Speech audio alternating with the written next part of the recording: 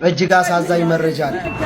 ምን አወጣህ አንተ ለመሆን ምንድነው ስራ ምንድን ሰራህ ምን ሰራህ ለይለተ ክርስቲያን ስራ ምን አወጣህ አንተ ለመሆን ምንድነው ስራ ምንድን ሰራህ ምን ሰራህ እስቲ ከኔ መሰለ ህዝቡ ማወቅ አለበት ነው አባ ሌላ ነገር ህዝቡ አውቋል የት ነው ያወጣው ህዝቡ ቤተ መቅደሱ ይፍረስ ወይስ አይፍረስ እሱ ብቻ አይደለም ወጣቶች እንታውቁት የሚያስፈልግ ታላቁ አባት ብፁዕ አቡነ ዲዮስቆሮስ ቅዱስ የተባሉ በፓትርያርክ ደረጃ አጽማቸው በክብር ያረፈው ሌላ ቦታ አይደለም እዚህ ቤተ መቅደስ ውስጥ ነው በፓትርያርክ ከ10 በላይ ብፁዓን ሊቃነ ጳጳሳት አሉ ያረፈ አጽምን በእኩለ ሌሊት ቆፍረው አወጡት በእኩለ ፍጹም ሰላማዊ ክርስቲያናዊ ስነ ምግባር በተሞላበት መንገድ ተነጋግረን ለቅድስት ቤተክርስቲያን የሚጠቅመውን ለማድረግ ነው የወሊሶ ማርያም ልትፈርስ ነው ወጣቱ የድንግል ማርያም ወዳጆች እባካችሁ ድምጽ ሆኑን እያሉን ይገኛሉ ከመንግስት ጋር መጋጨት አንፈልግም የሚሉት እነዚህ ወጣቶች ቁጭ ብለን መነጋገር እንፈልጋለን እያሉ ይገኛሉ ቪዲዮውን አቀርብላችኋለሁ መሰረት ያስከበት አይደለም የተከራየውን ቤት ስትለቅ እንኳን ስሜት አለው እና እባካችሁ የወሊሶ ምዕመናን እባካችሁ ድምጽ ሆኑ ገዳዮቻችን ምን እያሉ እንደሚገሉን እንኳን አናቀም የብፁዕ አቡነ አብርሃም መልእክት ነው ሊገሉኝ ይፈልጋሉ ነገር ግን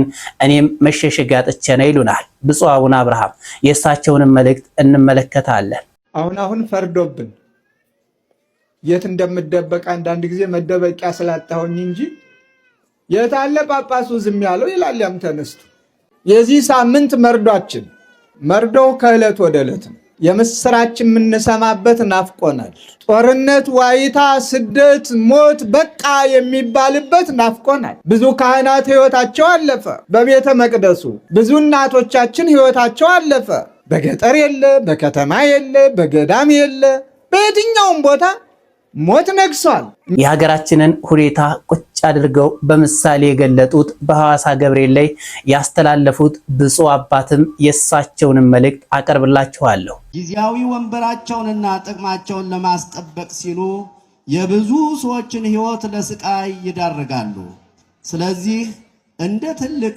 ጀብድም ይቆጥሩታል ደቡቦች በሃይማኖታቸው አያፍሩም ይህ የደቡብ ኢትዮጵያ ባለስልጣን አቶ ጥላሁን ይባላል ስልጣኑ ተያሸማቀቀው ለሌሎች ባለስልጣናትም ምሳሌ ሊሆን በሚችል መልኩ በቅዱስ ገብርኤል ቤተክርስቲያን ላይ እንደዚህ ስለምነቱ መስክሯል በዚህ ታሪካዊና ጥንታዊ ደልቦ ደብረ ኃይል ቅዱስ ገብርኤል ቤተክርስቲያን አጥቢያ ያላችሁ ዛሬ በጣም ደስ ብሎናል እኔ በግል እጅግ በጣም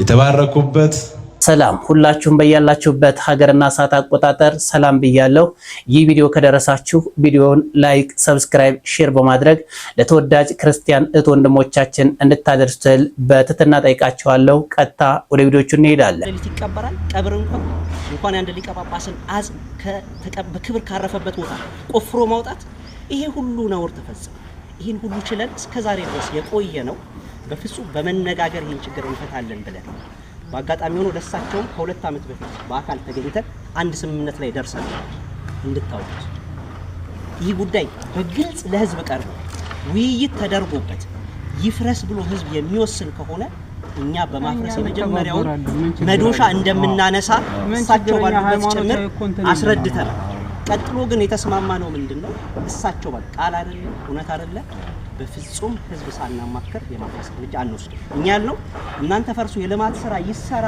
ብትሉ በአክብሮት እንቀበላለን በፍጹም ለምን ይሄን አላችሁ አንልም ነገር ግን እኛም ለቅዱስ ቤተክርስቲያን የሚጠቅም ሐሳብ አለን ይህ ቤተ መቅደስ ብፁዕ አቡነ ዲዮስቆሮስ አንዲት ጀርመናዊት የጀርመን መንግስት አምባሳደር ሚስት 1960ዎች ውስጥ ነው የጀርመን መንግስት አምባሳደር መቼም ጀርመኖች በእምነት እናውቃቸዋለን ፕሮቴስታንቶች ናቸው የጀርመን የአምባሳደሩን ሚስት አጥምቀው አደኗት መርሴዲስ መኪና ሸለመቻቸው እሳቸው ሁሌም ቤተክርስቲያን ማልማት ስለነበር አላማቸው ስጦታ አይደለ ሸጠው ማልማት ፈለጉ ፈቃዷን ጠይቀው የጀርመናዊቷን የአምባሳደር ሚስት ፈቃድ ጠይቀው መርሴዲስ መኪና ሸጠው የገነቡት ቤተ መቅደስ እግዚአብሔር ይመስገን። ይሄ የአባታችን አሻራ ያረፈበት አሁን ለክርክር አይደለም።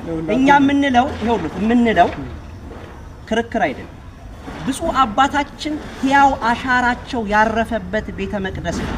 ቆሞ የቀደሱበት ቀድሰው ያቆረቡበት ከ2 እና 3 ፓትርያርኮች በላይ መንፈሳዊ አገልግሎት የሰጡበት እንኳን በኢትዮጵያ አይደለም። ብፁዕ አባታችን አቡነ ዲዮስቆሮስ አርበኛ ነበሩ። እንደ ታላቁ ብሔራዊ ጀግና እንደ ክቡር ደጃዝማች ገረሱ ለሀገራቸው ነጻነት የታገሉ በዚያ ምክንያት ብቻ እንኳን አይደለም ማፍረስ እጅ አንስቶ ማፍረስ አይደለም ቢፈርስ እንኳን ታጥሮ ሰማችሁ ቢፈርስ እንኳን ታጥሮ ብፁዕ አባታችን የገነቡት ሕያው ቅርስ እየተባለ ትውልድ ይጎበኝ።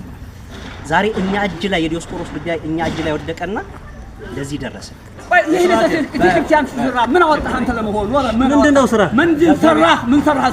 ከኛ መሰለ አሁን ህዝቡ ማወቅ አለበት ነው አባ። ሌላ ነገር ህዝቡ አውቋል። የት ነው ያወቀው ህዝቡ? ነው በፍጹም ከማንም ጋር ከምንም ጋር ምንም አይነት ግንኙነት የሌለን ክርስቲያናዊነታችን ኦርቶዶክሳዊነታችን ብቻ ቀስቅሶን እዚህ ጋር የተገኘን መሆኑን ለሁሉም ለማሳወቅ እንወዳለን። ዓላማችን ፍጹም ሰላማዊ ብቻ ነው።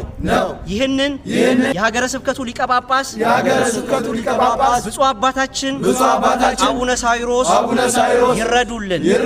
የከተማው አስተዳደር የከተማው የጸጥታ ኃይሎች ይህንን የምናደርገው መንፈሳዊ ግዴታችንን ለመወጣት ነው። ሁከት ብጥብጥ አለመግባባት የኛ ምኞት አይደለም። በመነጋገር በመወያየት ብቻ ይህን ቤተ መቅደስ ጠብቀን ለማቆም የተዘጋጀን ብቻ መሆኑን እንድታውቁልን እንፈልጋለን። የአቡነ ዲዮስቆሮስ ማስታወሻ አይፍረስብን፣ ቤተክርስቲያናችን አትፍረስብን እባካችሁ። የሀገሪቷ ሲኖዶስም እባካችሁ የምዕመናንን ድምፅ ስሙና የወጣቱን ድምፅ ሰምታችሁ ቤተክርስቲያናችን አታፍርሱብን። ቤተክርስቲያኗን በተዘጋጀው በአዲሱ ፕላን መሰረት እንሰራታለን፣ እናድሳታለን። ስታንዳርዱን በጠበቀ የኮሪደር ልማቱን በጠበቀ መልክ እንሰራታለን። እባካችሁ የሚመለከታችሁ አካላት እባካችሁ ልመናችን ስሙና አታፍርሱብን። የኦርቶዶክስ ህዝብ ምዕመናን ደግሞ እባካችሁ ድምፁ ሁኑንና የአባታችን ማስታወሻ አይፍረስብን እባካችሁ።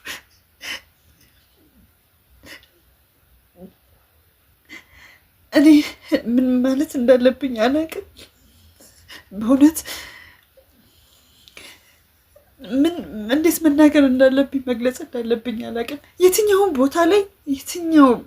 ቦታ ላይ ቤተክርስቲያን አዲስ ሲሰራ የቀደመችዋ ቤተክርስቲያን ቅርጽ ነች፣ አትፈርስም። ደባሏ እዛ ላይ ቆርቶ ከወር እስከ ወር ይቀደስባታል። እኛ ጋር ሲመጣ ለምንድን ነው የተለየው? የወሊሶ ቤተክርስቲያን ላይ ቅድስት ድንግል ማርያም ቤተክርስቲያን ላይ ለምንድን ነው ይሄ ነገር የሚደረገው? ምዕመኑን ለምንድን ነው ማዳመጥ ያልተቻለው? ሲኖዶሱ ለምንድን ነው የምዕመኑን ድምፅ የማይሰማው? ለምንድን ነው የወጣቱን ድምፅ የማይሰማው? እንዴ የሚያስተዳድረው ማንን ነው? የሚመራው ማንን ነው? ህዝቡን አይደል እንዴ? ምዕመኑን ሊመራ አይደል እንዴ ሲኖዶሱ የተቀመጠው? እና የምዕመኑን ድምፅ ካልሰማ ምኑን ነው የምታስተዳድሩት?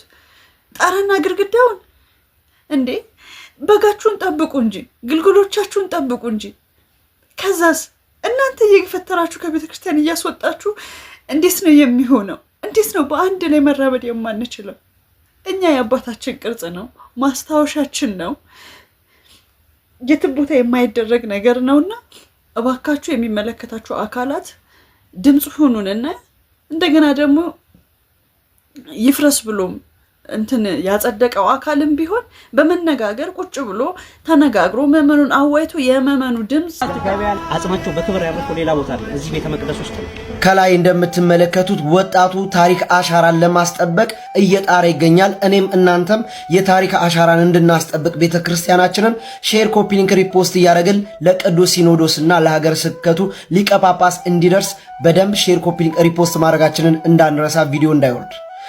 ከላይ የምትመለከቱት የወሊሶ ማርያም አዲሱ ቤተክርስቲያን ከተመረቀ በኋላ በፓትርያርክ ደረጃና ከ10 በላይ ብፁዓን ሊቃነ ጳጳሳት አጽማቸው ያረፈበትን ቦታ በሌሊት ቆፍረው አውጥተዋል፣ በክብር ካረፉበት ስፍራ።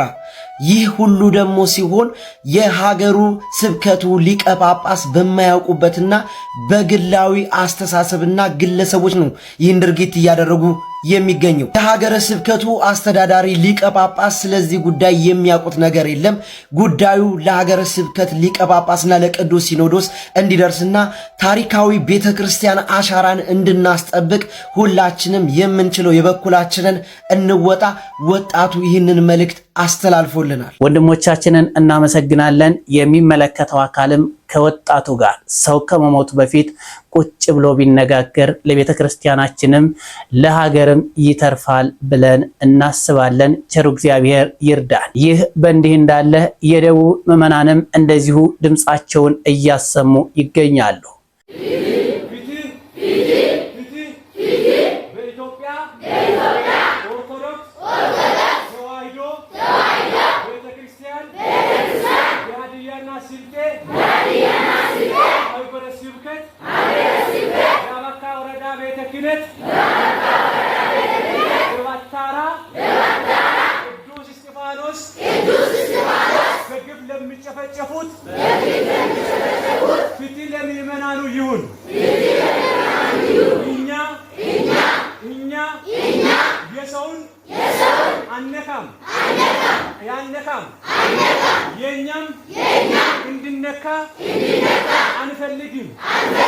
አንፈልግም በዚህ ጭፍጨፋ ላይ የሚሳተፉት አካል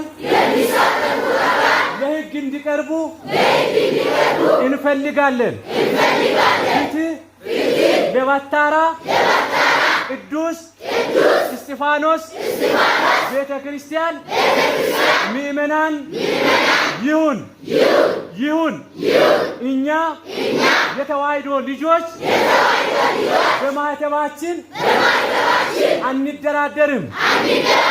የኛ እንድነካ አንፈልግም። የሰውንም አንነካም። ፍትህ ለባታራ ኦርቶዶክሳውያን። ደቡቦች በሃይማኖታቸው አያፍሩም። ይህ የደቡብ ኢትዮጵያ ባለስልጣን አቶ ጥላሁን ይባላል። ስልጣኑ ተያሸማቀቀው ለሌሎች ባለስልጣናትም ምሳሌ ሊሆን በሚችል መልኩ በቅዱስ ገብርኤል ቤተክርስቲያን ላይ እንደዚህ ስለ እምነቱ መስክሯል። በዚህ ታሪካዊና ጥንታዊ ደልቦ ደብረ ኃይል ቅዱስ ገብርኤል ቤተክርስቲያን አጥቢያ ያላችሁ ዛሬ በጣም ደስ ብሎናል። እኔ በግል እጅግ በጣም የተባረኩበት በረከት ያገኘሁበት እናንተ ጋር ደግሞ እዚህ በመዋላችን ትልቅ ደስታ የተሰማንበት ቀን ነውና እግዚአብሔር ጠብቆን መሻታችን ሞልቶልን በእድሜያችን ላይ እችን ሰዓት ጨምሮ እሱ እንድናመሰግን ያበቃን የዛሬ ዓመትን በምልአት ከዚህም እጥፍ ድርብ ሆነን መተን እሱን እንድናመሰግን የእሱ ፈቃድ ይሁን። የኢትዮጵያ ኦርቶዶክስ ተዋሕዶ ቤተክርስቲያን ለኢትዮጵያ ለሀገራችን የዋለችው ውለታ ትላንትም ዛሬም ነገ የሚቀጥል ትልቅ ቦታ የሚሰጥ ባለ ውለታ ቤተክርስቲያን ናት። የዚህች ቤተክርስቲያን እምነት ተከታይ መሆን በግልም እንደ ሀገርም ድርብ ኃላፊነት ያለብን ምእመናንን ዛሬ እዚህ የተሰበሰብነው ሀገራችን ብዙ የውስጥም የውጭ ጠላቶች በርትተው የተነሱባት ጊዜ ላይ ነው የምንገኘው። ፈተናው ብዙ ነው። የውጭ ጠላት ለሰከንድም አያንቀላፋ ብዙ እቅዶችን ውጥኖችን የሚያወጣው ኢትዮጵያን ለማፍረስ ከቅርብም ከሩቅም ተደምረው ተጋብተው እየፈተኗት ይገኛሉ። እኛ ክርስቲያኖች እኛ መላ ኢትዮጵያውያን በፈተና ጠንክረን እንሻገራለን እንጂ ኢትዮጵያ አትበተንም።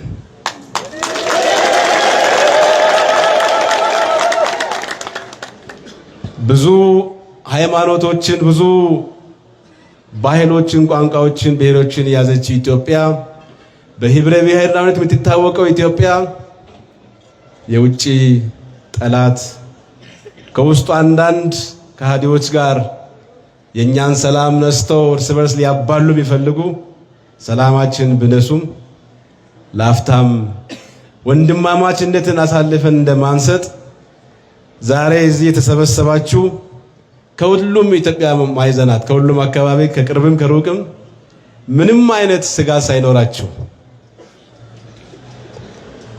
እግዚአብሔር ይጠብቀኛል፣ አድርሶ ይመልሰኛል ኃያሉ ሊቀ መላእክት ቅዱስ ገብርኤል የእሱ አምላክ አለ ብላችሁ አምናችሁ የመጣችሁት ይሄ አካባቢ ሀገር ሰላም ስለሆነ ነውና ሰላም ስኖር እንደዚሁ እንሰበሰባለን። ፍቅር ስኖር ወንድማማችነት ስኖር እንደዚህ እንሰበሰባለን።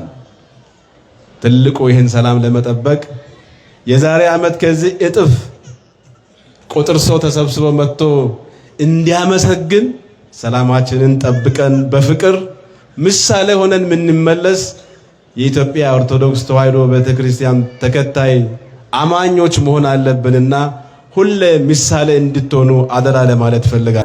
ኦርቶዶክሳዊ ምዕመናን እንዲሁም ስልጣን ትይዙ ወደ ቤተክርስቲያን መጥተው እንኳ መሳለም ለሚከብዳቸው በእምነታቸው ለሚሸማቀቁ አክራሪ እንባላለን በማለት እምነታቸውን እንኳ በደንብ ለማምለክ ለሚጠራጠሩ ሰዎች እጅግ ትልቅ መልእክት ነው። እግዚአብሔር ይጠብቅ ፈሉት። ቤተክርስቲያናችን በዚህ ዘመን ታላቅ ፈተና እየተፈተነች ትገኛለች። በዚህ አክራሪ እስላሙና ሐሰተኛ ነቢያቶችና ፓስተሮች በአንድነት ሆነው የኦርቶዶክስ ተዋሕዶ ቤተክርስቲያንን ለመበቀል እየታተሩ ይገኛሉ። በዚህ ደግሞ አሸባሪዎች፣ የተለያዩ ገዳይ ናቸው የሚባሉ ሰዎች እንዲሁም የተለያዩ አካላት የኦርቶዶክስ ተዋሕዶ ቤተክርስቲያንን ሲያጠቋት እንገኛለን። በተለያየ ሁናቲ ኦርቶዶክስ ተዋሕዶ ቤተክርስቲያን ትላልቅ ፈተናዎችን እያለፈችና እንደዚሁም እየተፈተነች ትገኛለች። ይህንም ተከትሎ ታዲያ ብፁዓን አባቶቻችን ምሬታቸውንና ለወደፊት ይበጃል ያሉትን ሐሳብም እያስተላለፉ ይገኛሉ። ብፁዕ አቡነ አብርሃም ገዳዮቻችን ምን እያሉ እንደሚገሉን እንኳ አናቅም ሲሉ የጀመሩት እኔም ታዲያ መሸሸጋ አጥቼ እንጂ ዝም ያለው ጳጳስ የት ነው እያሉ ለመግደል የሚፈልጉ ሰዎች አሉ ሲሉ መልእክታቸውን አስተላልፈዋል። እስኪ የብፁዕ አቡነ አብርሃምን መልእክት እንከታተል። የዚህ ሳምንት መርዶው ከዕለት ወደ ዕለት ነው። የምስራችን የምንሰማበት ናፍቆናል። ጦርነት፣ ዋይታ፣ ስደት፣ ሞት በቃ የሚባልበት ናፍቆናል። ብዙ ካህናት ሕይወታቸው አለፈ በቤተ መቅደሱ። ብዙ እናቶቻችን ሕይወታቸው አለፈ። በገጠር የለ፣ በከተማ የለ፣ በገዳም የለ፣ በየትኛውም ቦታ ሞት ነግሷል። እኛም ቀናችን እስከሚደርስ ነው የምንጠብቀው። አንድ ቀን ለእኛም ይደርሳል። በዚህ አይነት መልኩ ምንም ይቀራል ብለን አናስብም። የመርገም ልጆች የማያምኑ ውድቀታችንን የሚፈልጉ በአንተ አምላክነት የሚቀልዱ የታለ አምላካቸው እንዳይሉን መቼ ነው በቃ የሚለን እግዚአብሔር? አይቀልዱብን፣ አይሳለቁብን። ህልውናህን ግለጽ፣ መኖርህን ግለጽ፣ ትዕግስትህ ይብቃ። በኃጢአት የሚመላለሱትን በቃ በላቸው፣ ንጹሕ ደም የሚያፈሱትን በቃ በላቸው። እባካችሁ ግፈኞች፣ የሰው ደም እንደምንም የማትቆጥሩት የክረምት ጎርፍ አይደለም። የሰው ደም ሰይፋቸውን በክርስቲያን አንገት ላይ ሲያሳርፉ በበራሪም በተሽከርካሪም በተወርዋሪም በቂም በበቀል የሚኖር ቂምን በቀልን ቋጥሮ እንዲህ ያደረገኝ ያንተ ነው ያንተ ነው የሚባባል ምን አይነት ትውልድ ነው ነገ የሚተካው? ምን አይነት ትውልድ ነው ነገ ይችን ሀገር የሚረከብ? በእንዲህ አይነት ውጊያም ተሰልፈው ኑ እንዋጋ አላሉንም፣ ግን በያገኙበት ይገሉናል። በያገኙበት ነፃነታችንን የሚያሳጡን በስተዋል። ማስደንገጥ፣ ማስበርገግ ወደ ሌላ በረት ለማስኮብለል ነው። ዛሬም የተዋህዶ ልጆች አትፍሩ ትላለች ቅድስት ቤተ ክርስቲያን። ኦርቶዶክሳዊነት ሞት የሚያመጣ የሚያስከትል ከሆነ የተዋህዶ ልጅ መሆን በየቦታው የሚያስገድል ከሆነ እገሌና እገሌ የማንላቸው በየአቅጣጫው የኦርቶዶክሳውያን ደም እየፈሰሰ ነው። የሟቾችን ነፍስ ይማር። ተራችን እስከሚደርስ ድረስ እግዚአብሔር ያጽናል። ማንም ያውራ ምንም ያውራ፣ ሰይፍም ይምዘዝ የመሳሰለውን ነገር እኔ የክርስቶስ ነኝ፣ ቤተ ክርስቲያናችንን እንጠብቅ፣ አንዳችን ለአንዳችን ጠባቂዎች እንሁን፣ መስለው መሳስለው በመካከል የሚገቡትን እንወቅ። ብፁዕ አባታችንን እናመሰግናለን። ቡራኪያቸው አይለየን። ይህ በእንዲህ እንዳለ በትናንትናው በሐዋሳ ገብርኤል ላይ እኚህ ብፁዕ አባት ስለ ሀገራችን ሁናቴ፣ ስለ ተናዳፊዎች ሁሌ ስልጣናቸውን ለማቆየት ሲሉ ስለሚናደፉ ሰዎችም እንደዚህ ብለዋል። እጅግ አስተማሪ ታሪክ ነው። አብረን እንከታተላቸው። ጊዜያዊ ወንበራቸውንና ጥቅማቸውን ለማስጠበቅ ሲሉ የብዙ ሰዎችን ሕይወት ለስቃይ ይዳርጋሉ። ስለዚህ እንደ ትልቅ ጀብድም ይቆጥሩታል። አንድ ጊንጥ ወንዝ ለመሻገር ሲፈልግ እንቁራሪትን በጀርባሽ አዝለሽ አሻግሪኝ አላት። ብትነድፈኝስ አለችው። ብነድፍሽ እኮ እኔም አብሬሽ እሰምጣለሁ አልነድፍሽም አላት። እሷም አምናው አዝላው ጉዞ ጀመሩ። ወንዙ መሃል ላይ ሲደርሱ ጊንጡ በኃይል ነደፋት። እንቁራሪቷም ልትሰጥም ስትል አብረን እንደምንጠፋ እያወክ ለምን ነደፍከኝ ስትለው ጊንጡም ምን ላድርግ መንደፍ ተፈጥሮዬና ባህሪዬ ስለሆነ መቆጣጠር አልቻልኩም አላት። ዛሬ በኢትዮጵያ ውስጥ ያሉ አንዳንድ የጥፋት ሰዎች ሀገር ስትጠፋና ሕዝብ ሲያልቅ አብረው እንደሚጠፉ እያወቁ ከጭካኔና ከመከፋፈል ባህሪያቸው መመለስና መውጣት አልቻሉም። እናንተ የፍኝት ልጆች ክፎች ስትሆኑ መልካም ለመናገር እንዴት ትችላላችሁ? በልብ ሞልቶ ከተረፈው አፍ ይናገራል። መልካም ሰው ከልቡ መልካም መዝገብ መልካም ነገርን ያወጣል። ክፉ ሰው ከክፉ መዝገብ ክፉ ነገርን ያወጣል እንዳለ ቅዱስ ማቴዎስ እንደጻፈልን። አሁን ላይ ሁሉም ነገር ግራ የሚያጋባ ከመሆኑም ባሻገር በምትኩ ራስ ወዳድነት፣ ጭካኔ፣ ውሸትና የሌላውን ሕይወት አጥፍቶ ሀብትና ስልጣን የማካበትና የመሰብሰብ ባህል እየሰፋና እየገነነ መጥቷል ማለት ይቻላል። በዚህ ዘመን የሀገራችን ኢትዮጵያ ወቅታዊ ሁኔታ ስንመለከት በታሪክ የምናውቀውን የጨካኙን ገዥ ተግባር በግልጽ ያስነብበናል። በሀገራችን በየአቅጣጫው የሚታየው አለመረጋጋት፣ የሰላም እጦት፣ የወንድማማቾች ጦርነት፣ መፈናቀል፣ ረሃብና ፍርሃት በየደረጃው ከተቀመጡና ኃላፊነታቸውን በአግባቡ ከማይወጡ ኃላፊዎች አስተሳሰብ የመነጨ ሆኖ እናገኘዋለን። በዚህ ዘመን እግዚአብሔርን የማያውቁና የማያምኑ ሰዎች በምድራችን ላይ ስለበዙ ብዙ ንጹሐን ክርስቲያኖች ያለ ጥፋታቸው እንደ ቅዱስ ቂርቆስና ቅድስት ኢየሉጣ በእሳት ውስጥ ተጥለው በብዙ ችግር እየተሰቃዩ ያሉበት ዘመን ነው። በአሁኑ ሰዓት የሀገራችን ሕዝብ ያለበት የኢኮኖሚ ሁኔታ ልክ እንደ ፈላ ውሃ የሚያቃጥል ነው።